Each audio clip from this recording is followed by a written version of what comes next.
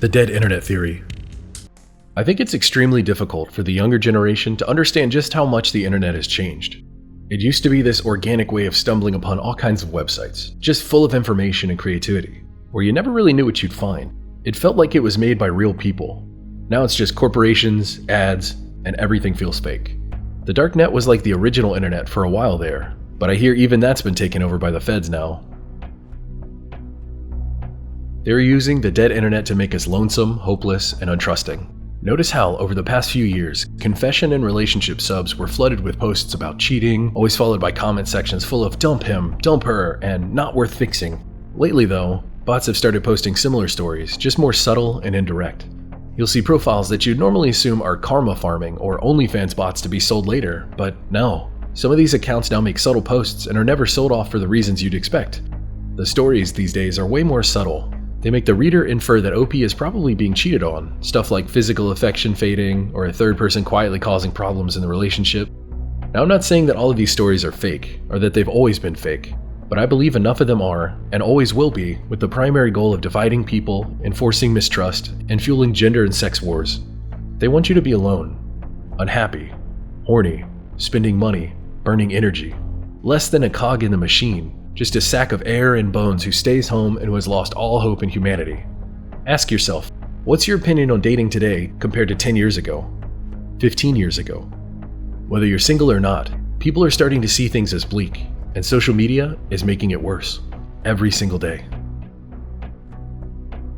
I've noticed this too. There's just so much toxicity everywhere.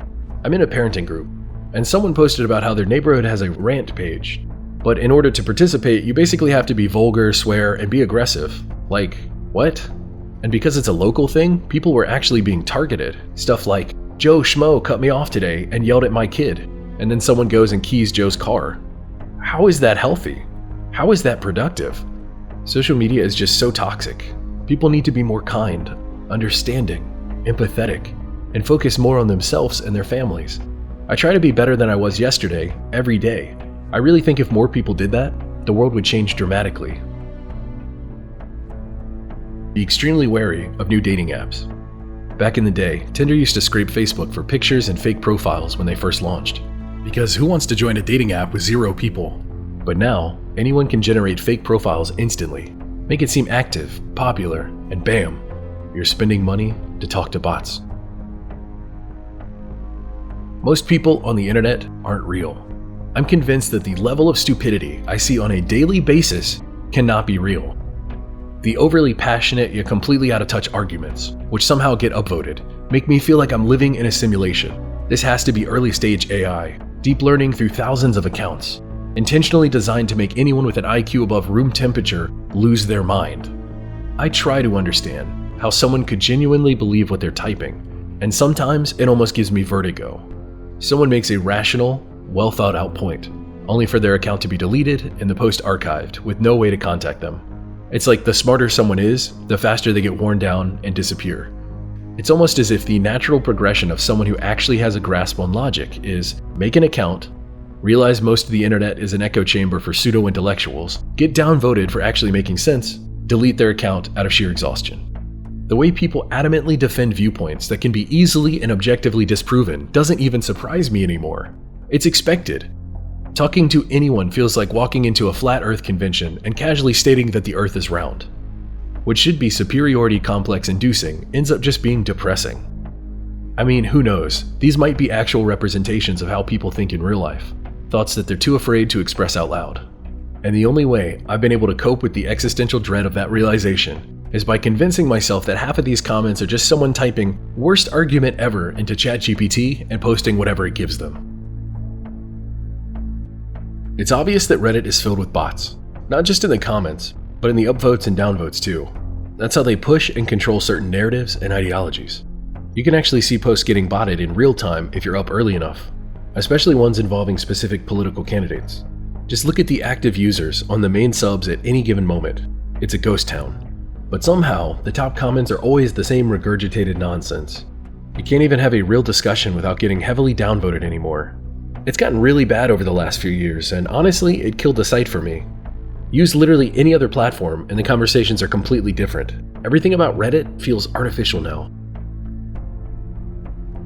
Here's my experience when I tried to create a truther website back in 2015. I was immediately blasted with haters and trolls, constant derision and mockery, absolutely swarmed by bots and spam.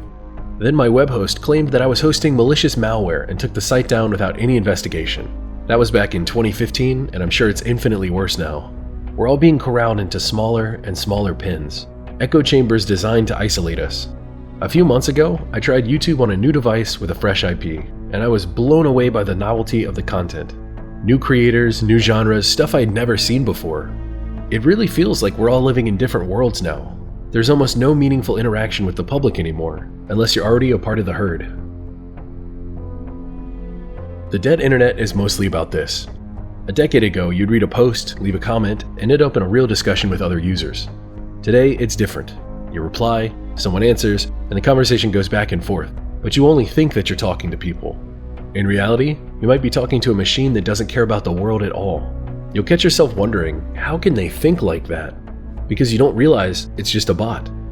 At first, you could be 99% sure the other person was human. Then bot traffic exploded. Now you might only be 80% sure, and soon you won't be sure at all. Picture this. You buy an Alexa, kick everyone out of the house, and never speak to a real person again. Anytime you want to share an idea, you tell Alexa. How fulfilling would that life be? If there's no point in talking, why open your mouth? The craziest part? You'll see a post with a full comment thread, arguments, agreements, everything. And there might not be a single human in it, all bots. Eventually you'll never know if anything online was made by a person or a machine. But maybe that's the point, a rehearsal for the day we all have AI robots at home. When you can't tell the difference between people and machines, why bother meeting anyone at all? Just stay home and talk to your robot. Over the past few months, I've started seeing Facebook ads for products priced around $30. Cheap enough to seem like it's a good deal, but not so cheap that it raises immediate red flags for most people. These products are being sold on very professional-looking websites, but when I check the domain age, they're only a few days old. Somehow, they already have thousands of seemingly legit reviews, and tens of thousands of likes and comments from people that are either bots or just painfully gullible. At this point, it's hard to tell. AI can now fabricate incredibly realistic websites and fake users at a speed that's honestly scary. As someone who works in this space, I can say it's kinda true. Solid estimates suggest that at least 30% of all internet traffic is bots or abuse. Fake social activity, scams, fraud, all of it. From my own experience, I'd say 30% is definitely bad, another 30 to 50% is suspicious as hell, and the rest is mostly legit. Where the theory gets exaggerated is with state actors. While they do exist, they actually make up a very small percentage. The overwhelming majority are small-time players just trying to make money off the dark corners of the internet. Anyone can download a fish kit, buy a list of email addresses for a few bucks, and then launch a phishing campaign. It's that easy. Tens of thousands of people across South Asia are working part-time or full-time doing nothing but creating fake accounts, posting fake reviews, likes, follows, comments, and more. There are scripts that can clone entire websites, swap out text, colors, and images, add hidden links with CSS, upload the copy to a new domain, and then send it to Google for indexing.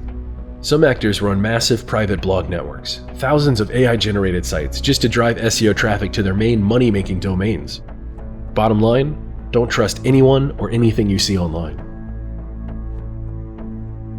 The dead internet theory has got to be real. Every single short I see is the same. A guy staring at the camera with a meme above his head. A skit using an overplayed audio that I've heard hundreds of times. Cringy point of views. And trends that are just stupid. Nothing feels original anymore. It's like I'm scrolling through a digital wasteland, and the comments, they feel fake and completely brainless. Bots are everywhere. They comment for engagement, farm likes, re-upload content, and spam the same recycled videos to gain traction. Meanwhile, real people get censored. Their videos get taken down, claimed, or stolen and re-uploaded without consequences. The dead internet theory feels more real now than ever before. The dead internet theory went viral a few years ago. It claimed the internet had become a no man's land of bots and fakery. At the time, it sounded like a ridiculous statement, but maybe it wasn't. Maybe it was just ahead of its time. With the rise of increasingly sophisticated AI generation models, we're staring down a tsunami of synthetic content, text, images, and soon full video that will likely have more harmful than helpful consequences. Technology will force out some professions, create new ones, and reshape others, but anecdotally, most people aren't ready, and frankly, most won't care. Bored teenagers will still troll on social media. Malicious actors, whether marketing firms, scammers, or state-sponsored agents, will continue their campaigns of manipulation. These actors aren't new, but the tools they have now, they're game-changing. We're entering an age where high-velocity, high-volume content is cheaper and easier to generate than ever, and it's happening while most people are already struggling to discern real from fake. Handing those tools to malicious actors is like unlocking Pandora's box, and we are nowhere near prepared for what comes out. We are already so reliant on technology just to keep us entertained, and in many cases even alive. And it's only getting worse, with more and more content being pumped out. Faster, flashier, and more extravagant, our attention spans are shrinking, and our appetite for stimulation keeps growing. If a solar flare ever knocks out the world's electricity, it's not just going to be inconvenient, it's going to be total chaos. If we're being honest, the internet died when small platforms either became paywalled or got flooded with ads that track your every move, while most of the real activity got centralized on just a few massive platforms. There's no such thing as surfing the web anymore. You visit the same few platforms because they're tolerable, familiar, and do what you need, and even then, most people just use the apps. I recently tried searching the web for something, and every result was just AI-generated junk, regurgitated fluff copied from one content farm to another. The keywords were there, but the info was useless. Even worse, most of the content on social media now sits behind walled gardens that Google can't even reach. Ironically, I found one decent answer on Reddit. I seriously miss the days when searching how to edit video would lead you to a hobbyist's personal page with a clean, thoughtful guide, maybe one banner ad, and a page that loaded instantly. The internet we knew is gone, dead and broken, and it has been for years. It's quite a complex problem we're facing. Part of it stems from the mindless consumption of online content. Most people won't question where it came from, they'll just consume it. And honestly, I'd argue that most don't care. I've seen a lot of art pages that primarily post AI-generated pieces gain massive traction. Whether it's because many AI-created pages are subpar in comparison, or because people are still fascinated by AI art, it's unclear. It's probably a bit of both. To clarify, AI isn't artistically gifted, it's just trained on massive datasets filled with some of the best art ever created, across styles, eras, and genres. So when it generates something, like a picture of your cat in the style of Van Gogh, it feels impressive, but it's really just remixing what already exists. If people continue consuming content without questioning how it was made, there's no real incentive to slow this down, outside of future regulation, which will almost certainly come too late.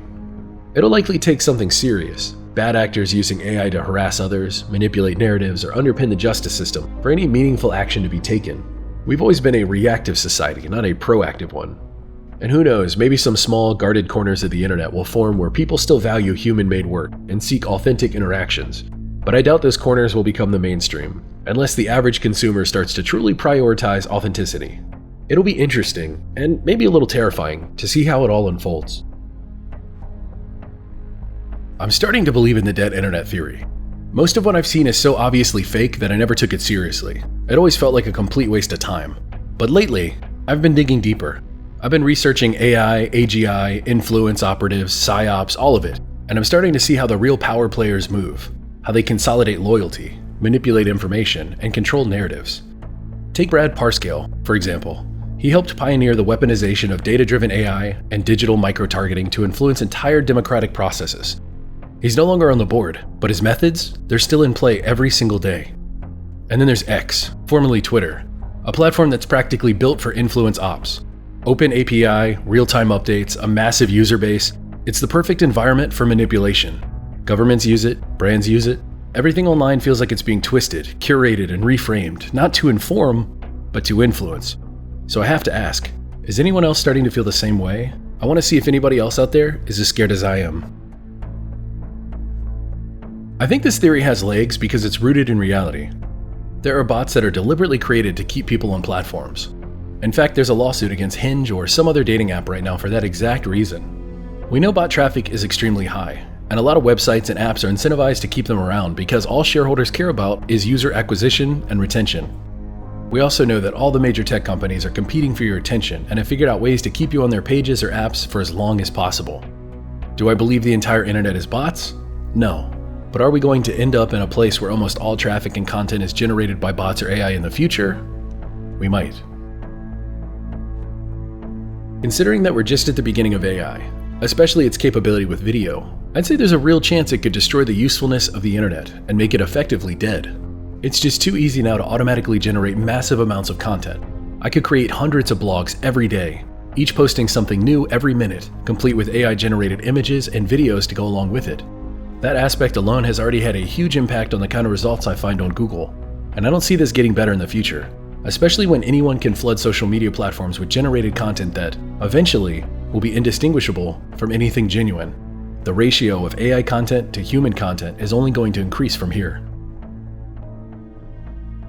Even in the early days of Google, there was a shift. People realized that being good wasn't as effective as optimizing for the algorithm. SEO, or search engine optimization, became the priority, tricking the system to rank you higher. And now we're seeing the exact same thing play out across social media. The late-stage Web 2.0 meme is that every social platform wants to become like its competitors. Facebook, Twitter, YouTube, they all borrow each other's features, or just buy the competition outright. Meanwhile, platforms like Google Reader were quietly killed off for lack of user interest. But the reality is that social media was winning, and Google wanted in, hence the creation of Google+. But even if Reader or Plus had succeeded, it still would have fallen into the same trap. Jack Conte, the CEO of Patreon, once gave a talk called The Death of the Follower. It described how we went from platforms built on open protocols, where you followed exactly who you wanted, to algorithmic feeds curated by the platform itself. And the moment you give that control away, they start selling your attention to the highest bidder. Suddenly, your feed isn't your feed anymore. It's what they want you to see. Google did this with search, Netflix does it with your watch list. Even Xbox and PlayStation put ads and sponsored content before the games you actually own. It's all about discovery and control. Yes, platforms like YouTube, Netflix, and TikTok are incredibly good at recommending content. And yes, sometimes you do discover amazing creators through these algorithms, but Goodhart's law applies here. When a metric becomes a target, it ceases to be a useful metric. These platforms are now overrun with clickbait and shallow content, not because it's meaningful, but because it performs. Your algorithmic friend would recommend junk you'd never actually want if a real friend suggested it, and that's the problem. That's why I've started supporting creators directly through Patreon, Bandcamp, other sites like that. I canceled my music streaming subscription, and now I buy music from artists that I care about. I dropped a few video platforms in favor of subscriptions to individual creators I trust. They make content I actually want, not just what gets clicks. Because in the end, real discovery should feel personal. It should be based on trust. And if the mainstream platforms are going to drown in AI-generated sludge, maybe the future isn't algorithmic at all. Maybe it's human. A return to trusted curators, friends, and creators. I feel like it's already destroyed the usefulness of the internet. Back when I was a part of a writers group, people started warning each other not to Google recipes anymore, because so many of them are AI generated and just don't work. And really, who can afford to waste time and money on a bad recipe? I've gone back to using cookbooks for my personal library. I also design crochet patterns, and now, so does AI. But here's the difference. I actually test mine. I make sure they work. Meanwhile, who's testing the ones AI spits out? All over the internet, crocheters are posting about how they wasted time, yarn, and money on patterns that are literally impossible to follow. I could go on, but you get the point. Fake recipes, fake patterns, fake people, fake news. It's getting harder and harder to tell what's real anymore. Facebook is a dying platform. They've managed to stay afloat only because they have the largest user base on the planet and a near monopoly on advertising to that base. But they've completely abandoned any moral compass. They don't even bother removing offensive and sometimes illegal content anymore. They were the first to realize that any engagement is profitable, whether it's positive or negative. And that's why they intentionally feed you content designed to provoke hate, fear, and rage, because those emotions drive clicks. It also seems like a lot of South Asian users have figured out how to exploit the system. They're flooding the site with AI-generated slop, then using bots to fake engagement and trigger Facebook's monetization system. And honestly, I respect the hustle.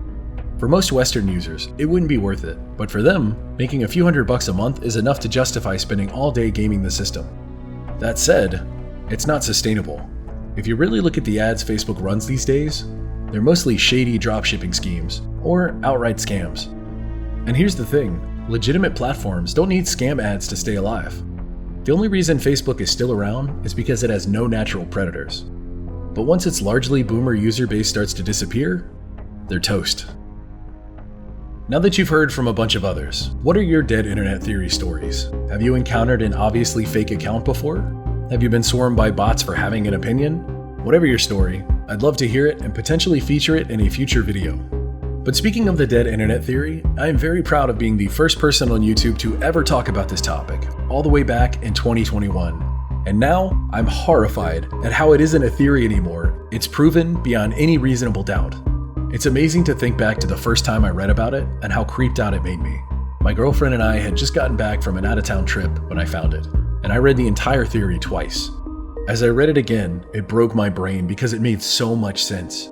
It's like all these disparate parts I had previously noticed finally clicked together. We stayed up and talked about it all night. And over the next week, I made the Dead Internet Theory Part 1 and 2. And later, when more information came out, Parts 3 and 4. In fact, I've been collecting research and information for a while now to create Part 5. So look forward to that. In the first video, I talked about how most of the internet was fake. How bots, algorithms, and AI were secretly being used to manipulate all of us and to bend reality to whatever narrative they were pushing. This concept was originally disregarded by a lot of people in those early comments, which is crazy now because you can't deny it. It's real, and it's happening. Close to everything you see, hear, or read online is fake. So if you're real and a human, somewhere in your comment say the word cat, C-A-T. It'll be a secret way all of us can know who is real and who isn't. And the rest of them will just question why we're talking about cats. That's the fun part. They either didn't watch till the end, or they're not human. But then again, who knows, maybe some bots will join in regardless. Perhaps the internet truly is dead. Let me hear your thoughts. Until next time, never stop searching.